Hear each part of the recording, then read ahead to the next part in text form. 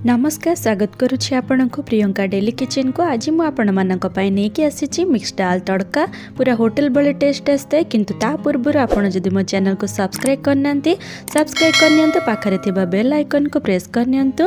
एहा द्वारा हमर समस्त वीडियो फास्ट नोटिफिकेशन आपण पाई परिबे।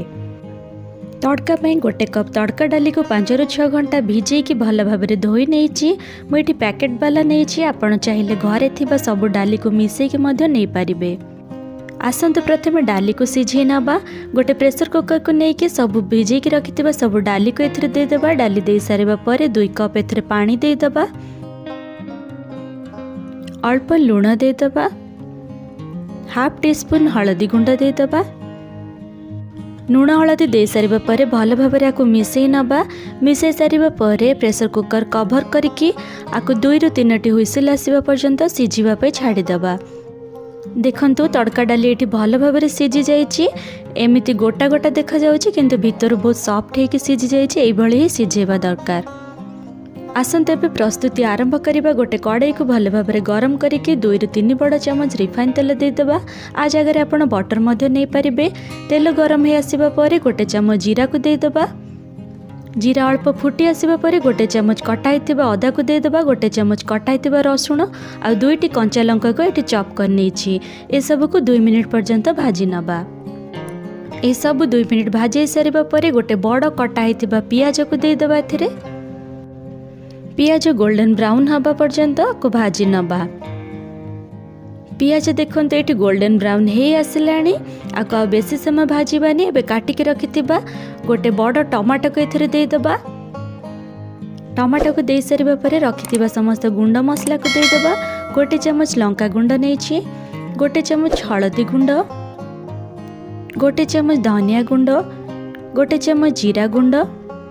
ए सब मसला को दे सारिबा परे 2 ରୁ 3 मिनिट पर्यंत को भल भाव कषि नबा।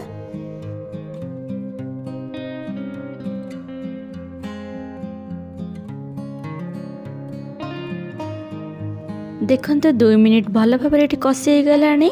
आमर मसलार तेल छाड़िलानी। एथिरे स्वाद अनुसार लूण दे दबा। मन रखिथिबे पूर्वर आमे डाली रे लूण देथिलु सेतिपे अल्प ही लूण यूज करिबा। मसलाटी तळरु न लागिबा पे एठी अल्प पानी दे दबा। पानी दे सारिबा परे आ अल्प समय को कषि नबा।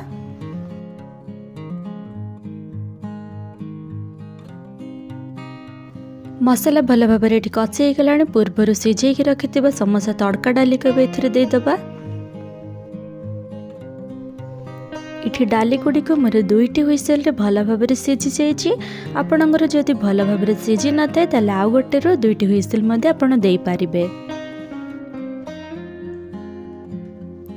सब डाली को मसला रे दे सारिबा परे आको भल भाव मिसई नबा। देखंतु सब डाली एठी मसला रे भल भाव मिसी जाइछि। आको 2 ରୁ 3 मिनिट पर्यंत फुटिबा पे छाड़ दबा। 2 मिनिट फुटी आसीबा परे रखिथिबा किछि कस्तूरी मेथी को हाथ रे एमति क्रॉस करके दे दबा। गोटे चमच एठी गोलमरिच पाउडर दे दबा।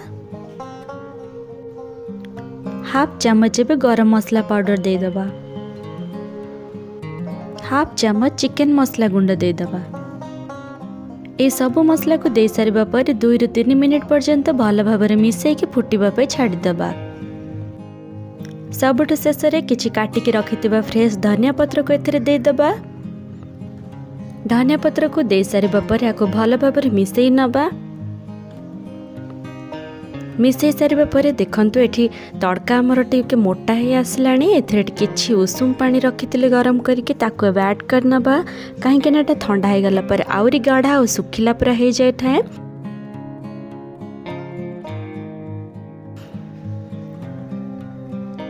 मन रखिबे उषुम पानी ही आमे दबा। कंचा पानी देला हमर तड़काटी बिल्कुल भी टेस्ट लागि न थाए। पानी दे सारिबा परे आकु घोड़े के 2 ରୁ 3 मिनिट पर्यंत सिझिबा पे छाड़ दबा।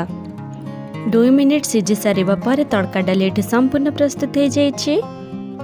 गरम गरम मिक्स दाल तड़का आपण एठी आकु भात किंबा रुटी किंबा कोनोसी पराठा किंबा नान सेतिर मध्ये सर्व करि परिबे। एटा खाइबा पे बहुत ही भल लागि थाए और देह पाए मध्ये बहुत ही हेल्दी होई थाए। आसंते बे हम को सर्व करनबा। आशा करे आज रेसिपी आपण मानक निश्चय पसंद आसथिबो। जदि पसंद आसते गोटे लाइक कर दियंतु। पुणी देखा गोटे नुआ रेसिपी सहित, सेतेबेले जाय विदाय दियंतु। रहुछि नमस्कार।